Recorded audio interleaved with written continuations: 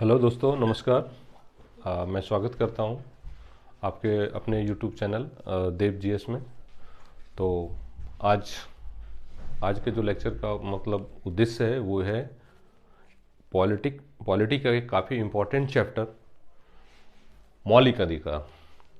तो मौलिक अधिकार, अंग्रेजी में फंडामेंटल राइट्स। मैं लैंग्वेज को इस तरीके से रखा हूँ ताकि मैंने हिंदी में लिखा है और काफ़ी हद तक मैंने इस तरह के वर्ड का यूज किया जाएगा ताकि जो इंग्लिश समझ रहे बच्चे वो भी आसानी से समझ पाए और जो हिंदी समझते हैं उनके लिखा भी है और मैं बोलूँगा भी। तो कॉन्स्टिट्यूशनल लैंग्वेज का इस्तेमाल ना होते हुए आपको एक सिंपल सी बोलचाल की भाषा में जो यूज किया जाने वाला भाषा है वो प्रयोग किया जाएगा ताकि आप आसानी से अंडरस्टैंड कर सकें कि फंडामेंटल राइट्स है क्या।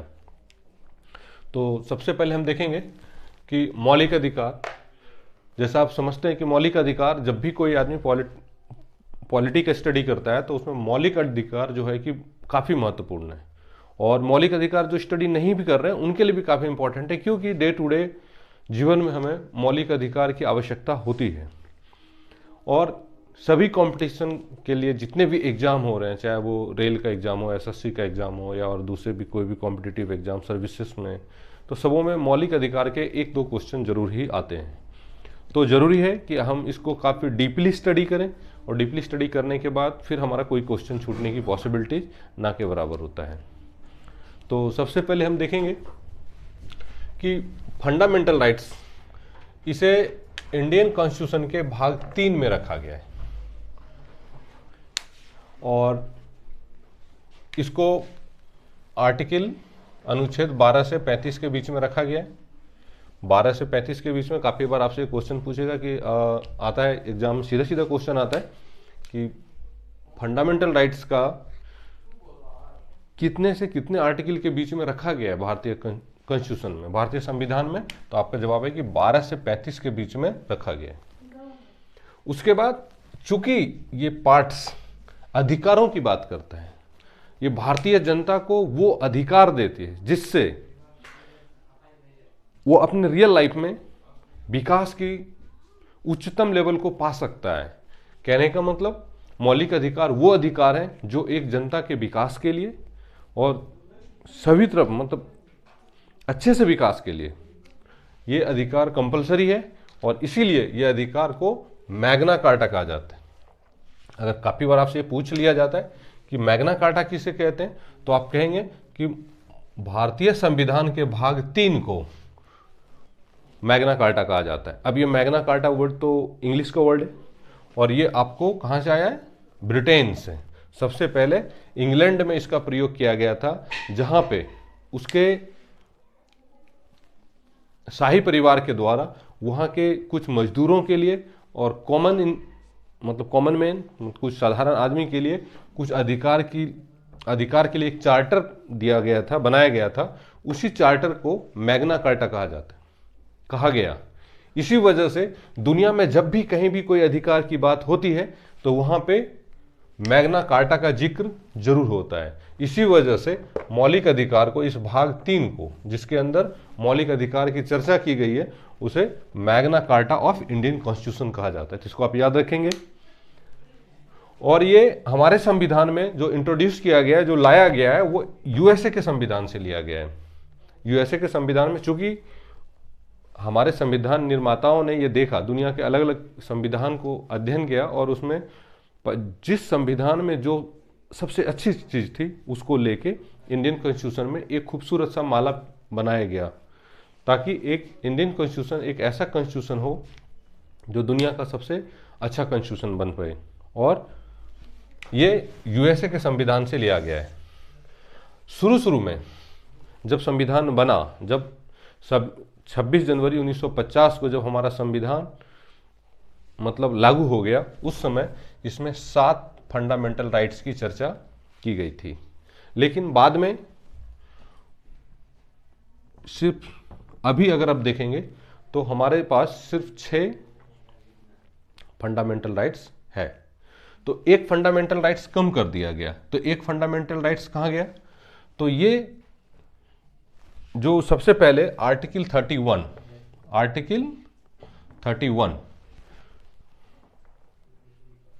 आर्टिकल 31 जो पहले राइट ऑफ प्रॉपर्टी था, ये आर्टिकल 31 के अंदर, क्योंकि हमने आपको पहले बताया कि 12 से लेके 35 के बीच में फंडामेंटल राइट्स रखा गया, तो इसके बीच से जो ये 31 था इसको यहां से अब हटा दिया गया। ये फंडामेंटल राइट्स ना हो गए, ये सिर्फ कानूनी अधिकार रह गया, मतलब इसको अब फंडामेंटल राइट्स के अंतर्गत नहीं रखा गया। अब इसको फंडामेंटल राइट्स को यहां से उठा के 300A में रखा गया, और ये अब एक सिर्फ कानूनी अधिकार है, इसे आप फंडामेंटल राइट्स अब नहीं कह सकते। तो हमारे पास सिर्फ 6 फंडामेंटल राइट्स रह गए, आप देख रहे हैं, और इसी 6 फंडामेंटल राइट्स को हम देखेंगे। लेकिन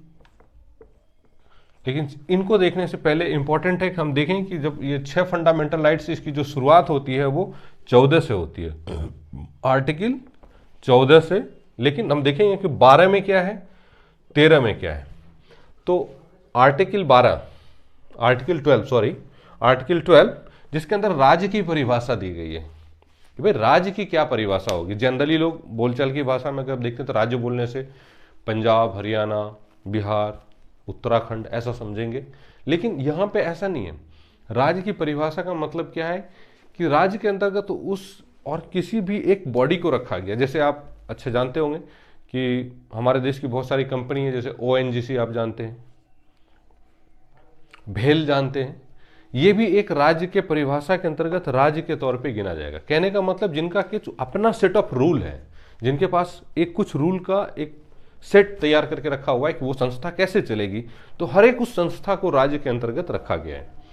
तो हम सबसे पहले आर्टिकल 12 में राज्य की डिफिनेशन दी गई है, डिफिनेशन ऑफ स्टेट कि क्या राज्य की परिभाषा होगा। और 13 आर्टिकल 13 अनुच्छेद 13 जो बात करता है, आर्टिकल 13 इस बात की चर्चा करता है कि जैसे हर एक आदमी का एक अपना नहीं, कहने का मतलब हर एक आदमी के पास ये 6 फंडामेंटल राइट्स हैं, तो हर एक आदमी के पास ये फंडामेंटल राइट्स है, ना कि सिर्फ मेरे पास है। तो ये जरूरी है कि जब मैं अपने फंडामेंटल राइट्स की बात करता हूं, जब मैं अपने अधिकार की बात करता हूं, उसी समय हमें दूसरों के भी फंडामेंटल राइट्स को भी देखना जरूरी है कि क्या उनका भी फंडामेंटल राइट्स है, उनका भी फंडामेंटल राइट्स उनको मिलना चाहिए। ऐसा ना कि मैं अपने फंडामेंटल राइट्स की बात किया जा रहा हूं, दूसरे के फंडामेंटल राइट्स को छोड़ो, बोला उनका कोई फंडामेंटल राइट्स नहीं है। तो संविधान इसी चीज की यहां पे चर्चा करता है कि आर्टिकल 13 में लिमिटेशन, ये काफी मैं रेड से भी लिख रहा हूं इसको, लिमिटेशन मतलब ये आपके फंडामेंटल राइट्स पे अधिक। अगर आर्टिकल 13 को अगर हम चर्चा करें, चूंकि ये उतना ज़्यादा बार एग्जाम में पूछा नहीं जाता, लेकिन ये काफ़ी लंबा आर्टिकल है, इसलिए इसके ऊपर हम शॉर्ट ले रहे हैं, क्योंकि इससे ज़्यादा क्वेश्चंस आते नहीं। बट एक आप काफ़ी लंबा अगर डिस्कस करें तो पूरा फंडामेंटल 2-3 वीडियो इसी के ऊपर चला जाएगा। लेकिन हम बात करेंगे यहाँ पे सिर्फ लिमिटेशन, ये लिमिटेशन जैसे हमारा फंडामेंटल राइट्स है, उसी तरीके से दूसरों की फंडामेंटल राइट्स को की भी चर्चा करता है कि जब हमारा अधिकार है तो दूसरों का भी अधिकार है। ऐसा ना हो कि हम अपने अधिकार की चर्चा करें, तो ये लिमिटेशंस लगाता है हमारे अधिकार पे कि हम अपना अधिकार को हमेशा समझते हुए दूसरों के अधिकार को भी याद रखें, ना कि पता चले हम अपना फंडामेंटल राइट्स अपने अधिकार की बात कर रहे हैं, दूसरे के अधिकार को छोड़ दिए। तो अब बात है ये 12-13 हो गया, क्योंकि हमने बताया कि 12 से लेके 35 तो 12 में हो गया। हम इस तरीके से इसको प्लान करें ताकि आपको पढ़ते पढ़ते मतलब इस वीडियो के साथ ही आपको याद भी हो जाए काफ़ी हद तक। तो आर्टिकल 12 के अंतर्गत आपको राज्य की परिभाषा रखी गई है और आर्टिकल 30 में लिमिटेशन रखा गया है। उसके बाद देखेंगे आर्टिकल लेके 14 से 18। अभी आपको हम यहाँ पे कुछ जो ये 6 इंपॉर्टेंट हैं, जो ये 6 फंडामेंटल राइट्स इंपॉर्टेंट है, इसका हम एक डिटेल्स मतलब एक ब्रीफली यहाँ से बता दे रहे हैं। बाद में हम इसके ऊपर एक एक के ऊपर अच्छा एक्सप्लेन करेंगे। तो हम देखेंगे कि आर्टिकल ये जो 6 फंडामेंटल राइट्स है उसके अंतर्गत जो सबसे पहला आ जा रहा है समानता, इक्विलिटी। अब इक्विलिटी, राइट टू इक्विलिटी, इसको अगर हिंदी में बोलेंगे तो समानता का अधिकार, मतलब सभी नागरिक समान है। तो अब किस किस आधार पे समान है इसका चर्चा फिर से अलग अलग मतलब 14 से लेकर 18 के बीच में किया गया। तो मतलब इसके बीच में 14, 15, 16, 17 और 18, इन सभी के बीच में मतलब 14 से 18 के बीच में समानता को चर्चा किया गया है। उसी तरीके से आर्टिकल 19 से लेकर 22 के बीच में राइट टू फ्रीडम की बात करी गई है। आर्टिकल 23 से लेकर 24 के बीच में शोषण के विरुद्ध मतलब राइट टू मतलब एक्सप्लॉयटेशन, मतलब आपका कोई शोषण ना करे, क्योंकि एक आदमी के विकास के लिए जरूरी है कि उसका कोई शोषण ना हो जाए। अगर शोषण ही हो जाए तो फिर तो फंडामेंटल राइट्स का कोई उद्देश्य नहीं रह जाता है। तो शोषण से बचने के लिए यहाँ पे आपको कुछ अधिकार की चर्चा की गई है, जिसको 23 और 24 के बीच में रखा गया है। और फिर अनुच्छेद आर्टिकल 25 से लेकर 28 के बीच में धार्मिक स्वतंत्रता की चर्चा की गई है। दैट मीन्स धार्मिक स्वतंत्रता, ये आप अच्छे से समझ रहे हैं टर्म को, कि धार्मिक स्वतंत्रता मतलब आप किसी भी धर्म को फॉलो करने के लिए फ्री हैं, आपके ऊपर कोई रिस्ट्रिक्शन नहीं है। आप किसी भी धर्म में पहले पैदा हुए हो, अगर आप चाहें तो आप रिलीजन को भी बदली कर सकते हैं स्वेच्छा से, आपकी अगर मर्जी हो तो ये धार्मिक स्वतंत्रता बोलता है कि आप किसी भी धर्म को फॉलो करें या आप इसके लिए स्वतंत्र हैं। इसकी चर्चा 25 से लेकर 28 के बीच में की गई है। अब जो नेक्स्ट है आर्टिकल 5वां, आर्टिकल मतलब 5वां टाइप का जो बोलता है शिक्षा एवं संस्कृति, इसके लिए 19 से 30 के बीच में चर्चा की गई है। उसके बाद लास्ट जो छठा देख रहे हैं वो है आर्टिकल इसका 32 से लेकर 35 के बीच में संवैधानिक उपचार, कॉन्स्टिट्यूशनल रेमेडीज। इस अधिकार का काफी इंपॉर्टेंट है। अगर कॉन्स्टिट्यूशनल रेमेडीज का मतलब क्या हो गया कि अगर आपको कोई फंडामेंटल राइट्स नहीं मिल रहा है तो वो इसके दम पे मिलेगा आपको। तो कॉन्स्टिट्यूशनल रेमेडीज की चर्चा की गई है 32 से लेकर 35 के बीच में। लेकिन आपने गौर नहीं किया होगा, यहाँ पे आपको आर्टिकल 31 नहीं दिखाई दिया, क्योंकि यहाँ पे हमने 30 तक चर्चा करा, उसके बाद आपको 32 से चले गए। तो 31, यही वो 31 है जिसका हमने पहले चर्चा किया था, आर्टिकल 31, जिसको 300A में कानूनी अधिकार के तौर पे नोट करा गया है, मतलब रखा गया है अभी। और बाकी फिर अभी हम जो है इसका एक एक करके चर्चा करेंगे। अनुच्छेद सबसे पहले आर्टिकल 14 से लेकर 18 के बीच में समानता, इसको थोड़ा डिटेल से एक्सप्लेन करते हैं। तो अभी हम देखते हैं जो हमारा पहला था राइट टू इक्वलिटी।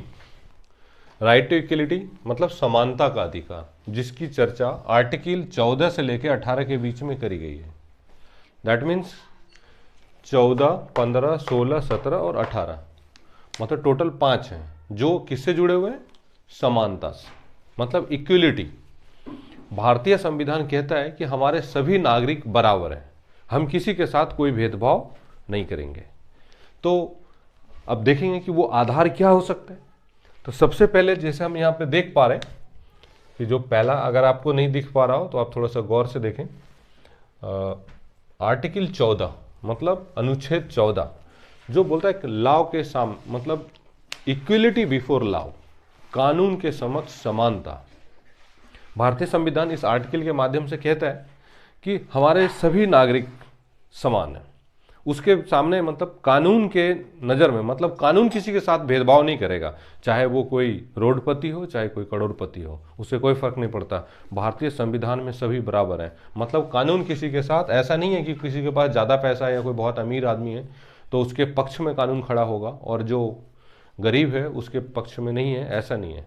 लेकिन लीगली क्या होता है ये आप समझते हैं अच्छे से। लेकिन हमारा कॉन्स्टिट्यूशन जो आर्टिकल 14 में है, इक्वलिटी बिफोर लॉ मतलब कानून के समक्ष सभी समान हैं। अगर साक्ष्य समान तरीके से पेश किया जाए तो कानून सबके पक्ष में बराबर और सही जजमेंट देगा। दूसरा है जाति, लिंग, धर्म, जन्म स्थान, मतलब किसी भी आदमी के बीच में, चाहे कोई भी हो, किसी दूसरी जाति का हो, किसी दूसरे धर्म के हो, उनका लिंग कुछ भी हो, चाहे लड़का हो लड़की हो, हिंदू हो मुसलमान हो या जाति कोई भी हो, उसके आधार पे कोई भेदभाव नहीं करेगा। ऐसा नहीं कि कोई हिंदू है तो उसको ज़्यादा सपोर्ट मिलेगा या कोई मुस्लिम है तो उसे कॉन्स्टिट्यूशन का सपोर्ट कम मिलेगा या हमारे देश में कुछ अलग तरीके से समझा जाएगा, ऐसा कुछ नहीं है। वो सभी के सभी, या जन्म स्थान मतलब ऐसा नहीं, जैसे आप देखते हैं काफ़ी बार बिहार के कुछ आदमी महाराष्ट्र जाते हैं तो वहाँ पे लड़ाई हो जाती है काफ़ी बार, वो बोलते हैं नहीं आप जो है कि बिहार के या उत्तर प्रदेश के भी लोग बोला कि आप जो है कि भागो यहाँ से, मुंबई हमारा है।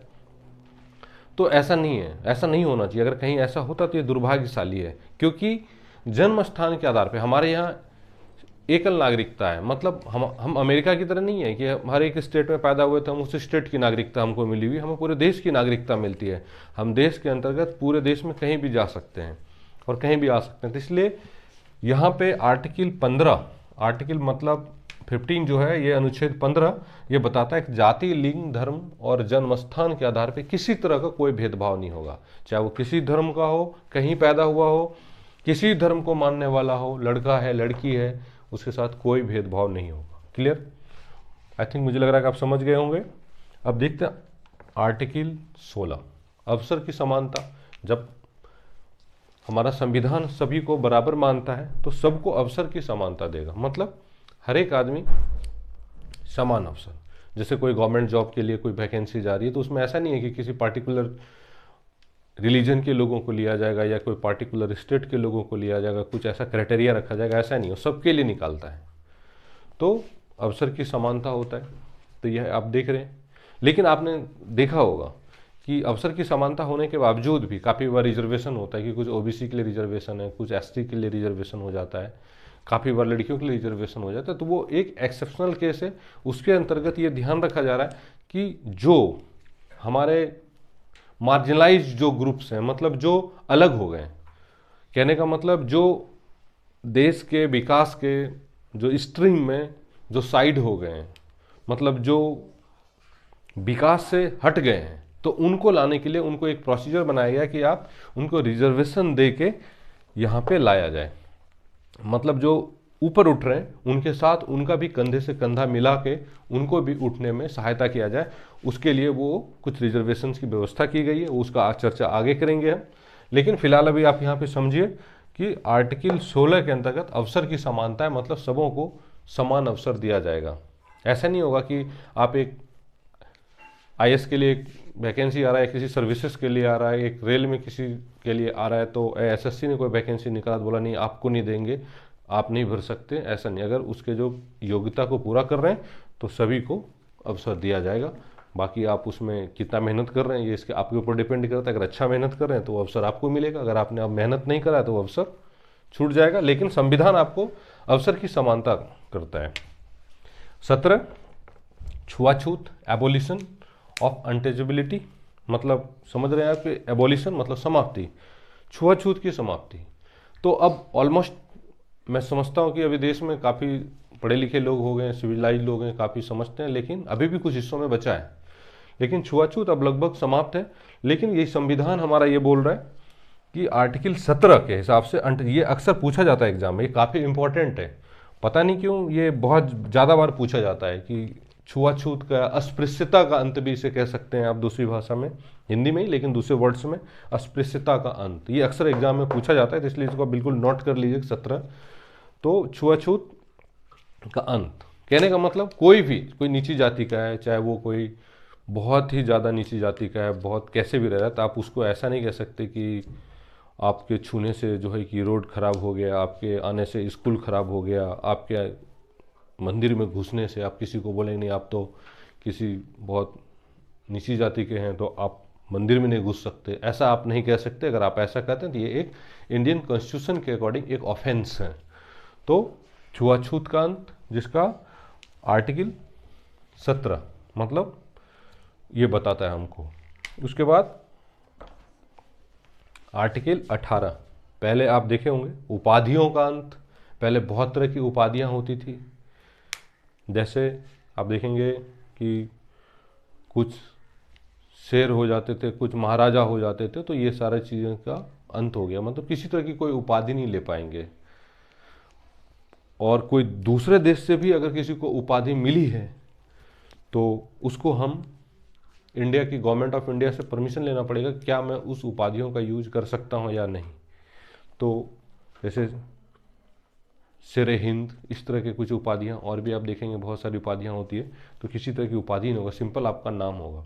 लेकिन कुछ उपाधियाँ लगा सकते हैं, जैसा आप जानते होंगे, जैसे कि आप देखे होंगे प्रोफेसर राजेश कुमार। अब सपोज ऐसा देखते हैं तो आप राजेश कुमार देख रहे हैं, ये एजुकेशनल उपाधियाँ हैं। ये उपाधियाँ वो नहीं है कि जो सिर्फ मिल गया कहीं से। आप देखे होंगे जैसे सेना में कुछ लगाए जाते हैं, जैसे मेजर ध्यानचंद, आपने देखा होगा, काफ़ी अच्छे हॉकी के जादूगर कहे जाते हैं। तो वो मेजर तो उन्होंने लगाया हुआ है, वो तो एक उपाधि है। लेकिन सेना की उपाधियाँ और एजुकेशनल उपाधियाँ जितनी भी शैक्षणिक, मतलब जो ये दिखाता है कि आपने शिक्षा ली है, या तो सेना में भी आपने सिर्फ देखा होगा, सिर्फ ऑफिसर्स जो होते हैं उनके लिए, मतलब जैसे लेफ्टिनेंट से ऊपर अगर कोई आदमी रिटायर्ड भी हो जाता है तो रिटायर्ड होने के बाद भी उनके जो उनका रैंक होता है उनके नाम के आगे हमेशा लगाया जाता है। क्यों? कि वो सेना में काम किए हैं। तो ये एक एक्सेप्शनल केस है। बाकी आप कभी भी उपाधि नहीं लगा सकते। आपका नाम जैसे सपोज जो भी नाम है आपका अमित कुमार है तो आप सिर्फ अमित कुमार ही लगा सकते हैं, उसके आगे कुछ नहीं लगा सकते कि शेर अमित कुमार हो गया, तो ऐसा नहीं होगा। तो ये यहाँ पे आप एक ऑफेंस कर रहे हैं। तो आप मतलब चाहे कितने भी ताकतवर हो, आप शेर नहीं बन सकते। अगर आप शेर लिख दिए तो आप गलत हो गए। तो ये उपाधियों का अंत जो है कि यहाँ पे हो जाता है आर्टिकल 18 के अकॉर्डिंग। तो हम यहाँ आप समझ रहे हैं कि राइट टू इक्वलिटी में मुझे लगता है कि आपको मैं काफ़ी हद तक समझाने में सफल हुआ हूँ। अभी पता नहीं अगर आपको कुछ नहीं समझ में आया इसके रिगार्डिंग तो आप बताइएगा। और बाकी जो समानता का अधिकार यहाँ समाप्त होता है और स्वतंत्रता का अधिकार नेक्स्ट वीडियो में जो है कि हम पोस्ट करेंगे। ठीक है, धन्यवाद।